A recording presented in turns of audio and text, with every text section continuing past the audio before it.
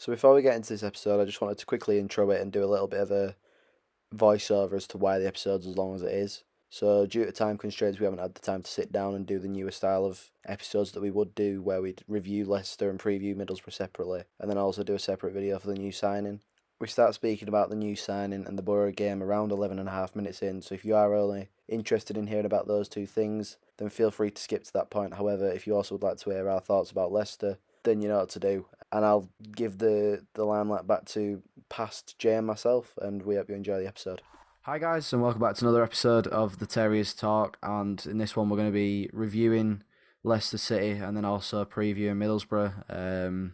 We're also going to touch on the new signing, whose name we have got here, Delano Burgzorg. I know he said in his interview it's Burgzorg, something like that. That's actually quite good, that. But we're just going to call him Della, as he said in his interview, is his preferred nickname. It's more the kind of old format that we used to do, kind of doing a preview and a review in one episode. However, that is literally due to the fact that we're recording this at 7 p.m. on Thursday, so it'll go out when you're listening to this, probably either midday Friday or in the evening. Anyways, I'm waffling. Let's just get into it. Leicester, what's the kind of overall feeling that you take from Leicester? Frustration. I think we, on the whole, play very well. There was a lot of encouragement to take from it. There's a lot of positivity you could take from it, but conversely, there was a lot where I know Huddersfield Town fans hate to hear this phrase because of our previous manager, but on another day, Ian Atcher could have had a hat trick if he had his shooting boots on. So it's one of those, and that's the Championship. You can play really well and you can lose 3-0, or you can burgle a 1-0 victory. So it's unpredictable as to what's going to happen. But I think, as we said in the preview, this is probably the best time to play Leicester. And it was a good gauge of where we are compared to Premier League quality, Premier League players, and with what is now a Premier League experienced manager. So, yeah, definitely a lot of frustration. However, there's a lot we can take positively from that. Yeah, I think you hit the nail on the head there. I think for me personally, I don't know if this is the same for you, Jay, and the same for you listening at home as well. I felt more frustrated coming out of the Leicester game than I did the Plymouth game, simply because Plymouth, we were at the races, we were nowhere near our best. We just didn't look on it from minute 1 to minute 90. It was just, it wasn't a proper showing of what we can do and what we know we're able to do. Leicester, I don't think was there yet. I don't think that was what Huddersfield Town can and will show all season. But it was more frustrating in the sense that there was elements there, and for the large part of the game, Leicester didn't look like scoring. They were on top, and they weren't, like, you could tell they were a well-driven side and stuff, but they didn't look throughout the game consistently like they were going to come away with this with 3-4 goals. It looked like it was going to be a really scrappy. Either way, somebody's going to snatch a goal or it's going to go down as a draw. And I think that was the more frustrating thing, because there was just, for example, the Helic chance. Yeah, Great chance, massive as you chance, say, huge on chance. another day, goes in. And it's just one of them things where we're on the wrong side of things at the moment. And I think that's just one of them things that, like you just said, comes with time. And there's two sides of it that you can look at.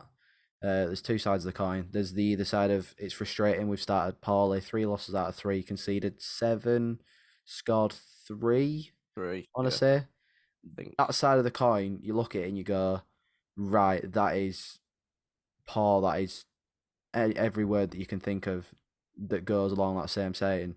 However, then you can also look at the flip side of that and go, we are 3 games into the season. We've played probably two ends of the table. You're expected champions, and a team that before the season were expected to be in and around the relegation battle. And that's no disrespect to Plymouth, and that's no over the top respect to Leicester. That's just the way that the table lies, and it's how people have been predicting things.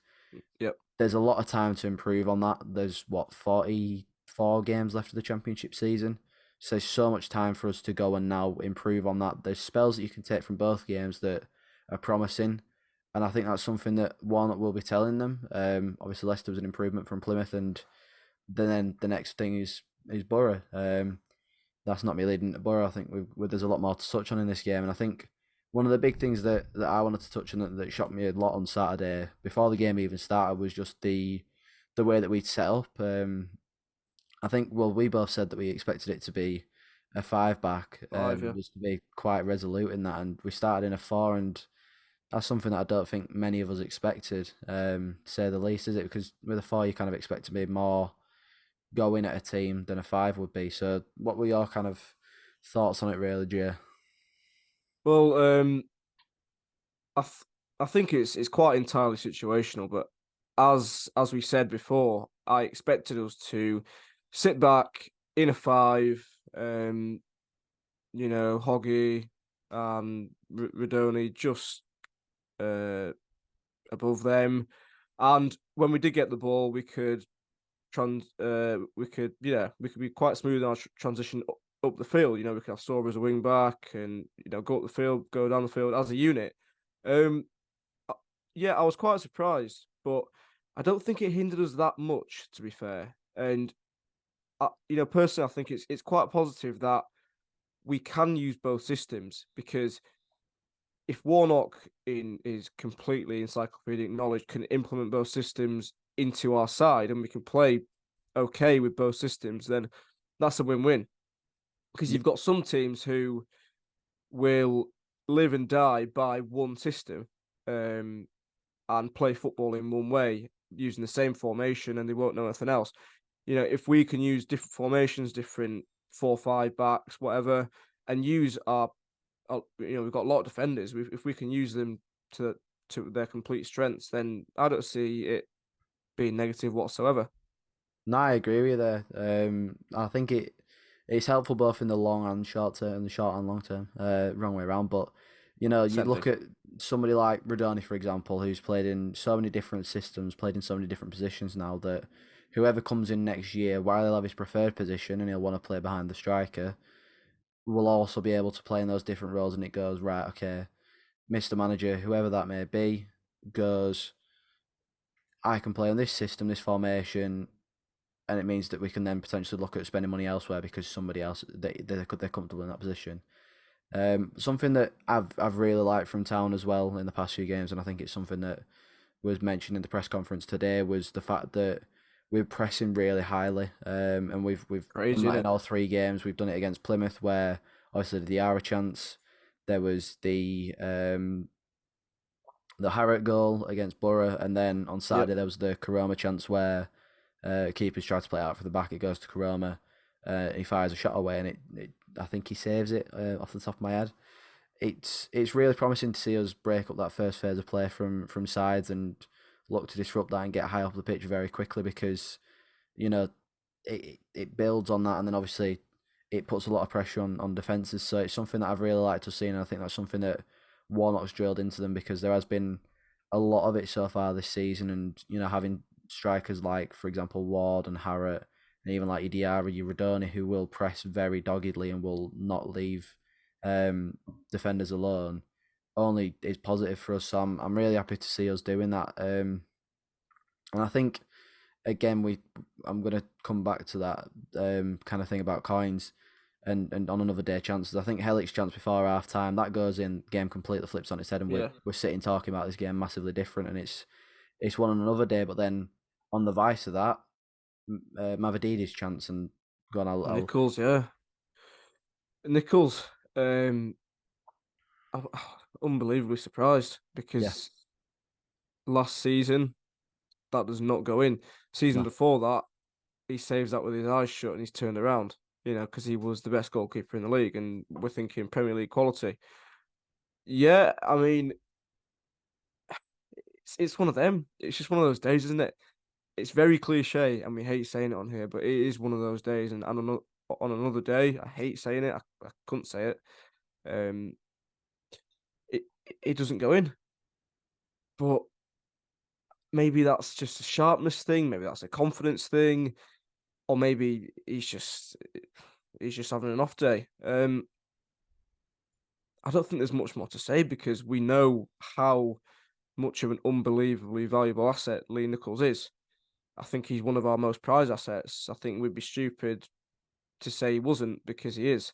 Um, he is on the whole a Premier League keeper, and I'll stand behind that, because what he did for us when we nearly went up, and even towards the end of last season and the start of last season, was absolutely incredible. So I think there's not much, you can't really read much into that, and kind of slate him. I think he knows. I think Lee himself is his biggest critic. I don't know him personally, but seeing his body language and seeing how he acts when he does make a mistake, I think it's very clear to see he's not happy in himself. And we know what he's like. He'll work his backside off to make sure it doesn't happen against Borough. And I think as well on the flip side of that as well, he made a really good save late on when they had a counter attack. I think Yeah, there was yeah, yeah, three Leicester players in the box who makes an incredible save, and it's one of them where it probably is just something to do with confidence or sharpness, but it comes back to that where if he'd played more consistently towards the back end of last season, does he save that? Is it just a case of confidence? Is it there's so many things that you can sit and go, this, if, and we can sit back and forth all day about it. And I think it's one of them where it's happened. He knows that it's a mistake. Mistakes happen. Move on. yeah, We've lost one completely. 0 to Leicester in something that before the game looks a very respectable result. It's frustrating. It's a very Marmite game because you can look at it in those both ways where it's really poor start to season, or there's elements where we've been really good in all three games, and you kind of go from there. Um, and we'll do it chronologically. I think the best next thing to speak about is new signing before we speak about Borough. Just again to try and improve my Dutch speaking, Delano Burgzorg, something like Beautiful, we're going with that. beautiful. Yeah, yeah, Um, well, yeah. just from his interview, excited to play for the club, good history, delighted to be here. Dell is his nickname. Excited to play in England. Feel it's similar to the Bundesliga. Wants to bring flair. Likes being in 1v1 situations. Wants to give assists and goals. It moved quickly. Did some research. Good club. Warm club. Very excited to be here. Excited to meet the Huddersfield family. Nervous but ready. Initial thoughts, Jay. How are you feeling about the signing? Here we go. I'm happy because it's another body through the door.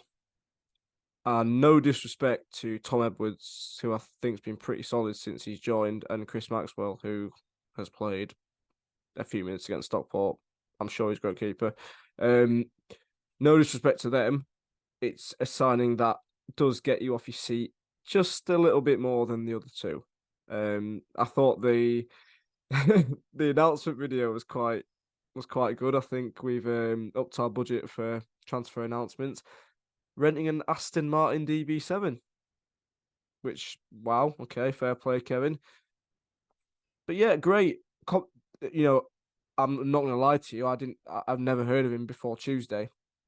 However, what I've watched, what I've seen, and most importantly, I think what he's said today in his press, interactions with the media and stuff like that through official, the club media pages, all that jazz. I'm really excited because I think we all know, every single Huddersfield Town fan knows we need someone that can take on a man and score goals. And if it does what it says on the tin, then sweet. I think it's quite positive as well. We've got a option to make the move permanent as well. Yeah. Um, I think coming from a Bundesliga side, you've clearly got to be a decent footballer, and you just got to hope for Town's sake and for his sake as well that he can make that happen. Yeah. I mean, they signed him on loan originally. This is from a quick Wikipedia bit. I think they signed him on loan and then they signed him permanently, and he's not really done much for Mainz, which it's a difficult league to break into the Yeah, Bundesliga. You'd yeah. expect, but like you say, it's promising signs from videos. He looks very good. Obviously, videos you can manipulate how somebody looks and change all the Well, look at aspects of yeah, it. look at all the Dear Carby compilations because that didn't work. It's one of them where you can look at both sides, but on the face of it, looks really, really interesting. And it looks like somebody that's going to come in and be good. And I think that's something that we've needed. I think ideally we get maybe one more forward in because he can play anywhere across the front three. So that offers cover for obviously if we stay in the 4-3, Karoma, Sorba, Ward. Obviously we've got loads of striking options, but it also then means that maybe Harriet can go out on loan or something like that. It means that Rhodes might now get the chance to leave if somebody comes in for him Yeah, with the right offer. So it opens yeah. options for those players up. I'm happy with it. It looks good, but obviously we've got to wait and see what he's about in an actual game, because obviously we can sit and talk all day about highlight compilations, but like you said, Adama Diakabi, world beater, next Mbappe. We all know what happened with Diakabi, and I think that's the end of that. And whether he'll be ready for Borough will be yet to be Don't think seen. you But will. we said something about international clearance, so it might Yeah. be he might be ready, he might not be, but that's one of them. Middlesbrough, you've got written here, 24th in the Championship. Who'd have thought Michael Carrick's Middlesbrough? I mean, they've already beat us this season, so I don't know why I'm saying it like that. But who'd have thought Michael Carrick's Middlesbrough would be sat in 24th at the start of the season? It's been a poor start for Borough, hasn't it, Jay? It's crazy, isn't it? Because I remember very, very well sitting at home and watching their playoff semi-final second leg against Coventry and thinking, right, these lot are going to go up.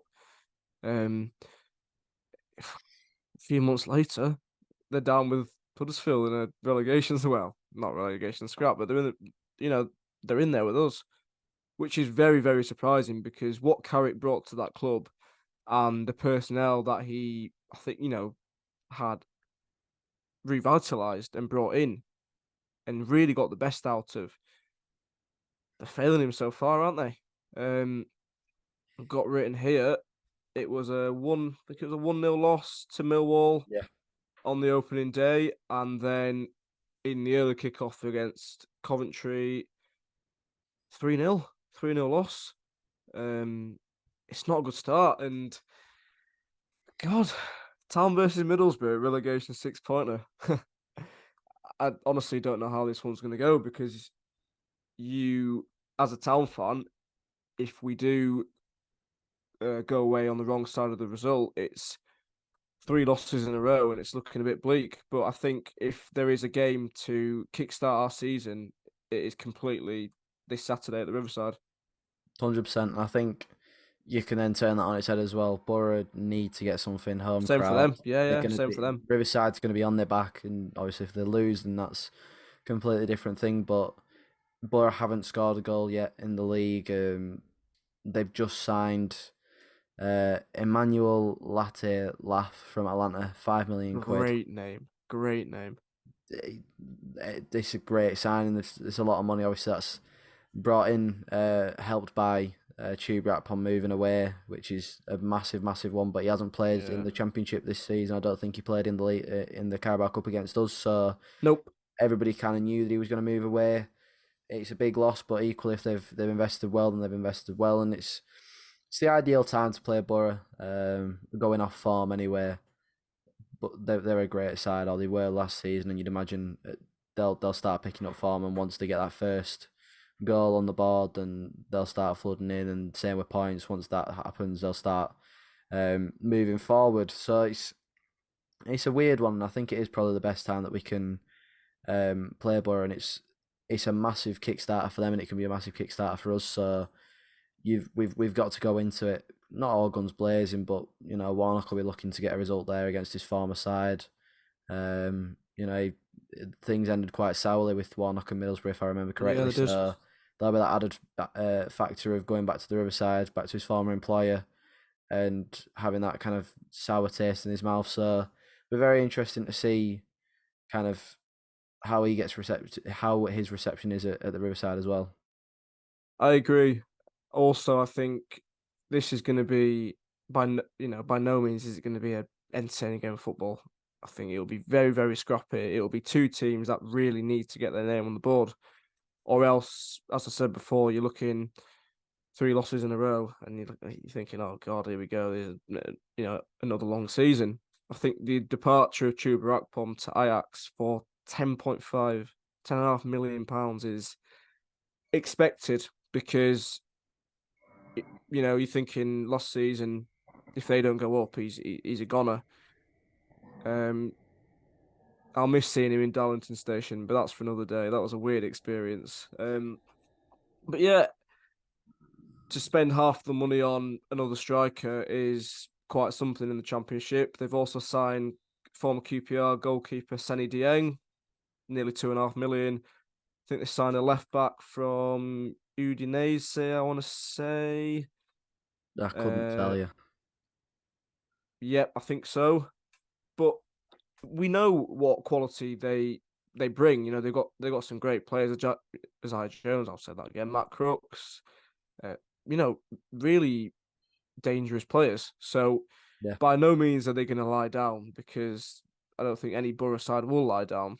Um, Great stadium, great fans. They'll be up for it. You know, they'll be behind them every step of the way. But I really think this is one game where we have to dig in and win at all costs. I think it might be a performance reminiscent to how we performed at Millwall away last season, where you just win at all costs. You put yourself behind the ball. Doesn't matter how much of the ball the opposition have, but you come away with a 1-0 win, you know, a 2-1 win, really scrappy. No one cares because it's happy days. 3 points and we're up and running. So it will be interesting to see because I think you got two teams, albeit different squads and much different experience last season. They're in the same position now, and that's all that matters. So yeah, we'll have to see. I think I'll be going up this weekend so I can keep an eye. Don't think you'll be there, will you, Ben? But no, I won't be now. shocking, shocking. But no, in all seriousness, it's one of those games where I don't think anyone's really looking forward to in a sense, but it's it's got potential to kickstart our season. 100%. It's a weird one as well because they've got such a good squad. Like they've got a really good squad. Michael Crazy, isn't Carrick's it? an excellent manager. You know, even some of the names that you didn't mention, Riley McGree, Morgan Rogers, Sammy Silvera. Like they've got a Da- talented D- squad. Darrell Lenihan, Tommy Yeah, Smith, they, Paddy they, McNair, their Piero, team is Hackney, brilliant.